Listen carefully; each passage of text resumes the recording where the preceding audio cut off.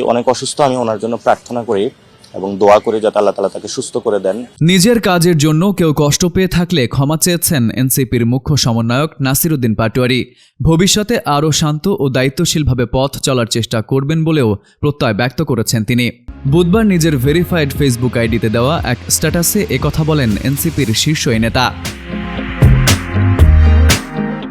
স্ট্যাটাসে পাটোয়ারি লিখেছেন, গত কয়েকদিনে বয়োজ্যেষ্ঠ বন্ধু, রাজনৈতিক শুভাকাঙ্ক্ষী, মন্ত্রী, এমপি ও প্রিয় সহযোদ্ধাদের সাথে কিছু আন্তরিক কথা বলার সুযোগ হয়েছিল। সবার কাছ থেকেই কিছু সুন্দর দিক নির্দেশনা পেয়েছি। ব্যক্তিগত আক্রমণ এড়িয়ে চলা, অপ্রয়োজনীয় কথাবার্তা থেকে দূরে থাকা এবং গঠনমূলক আলোচনায় মনোযোগ দেওয়া।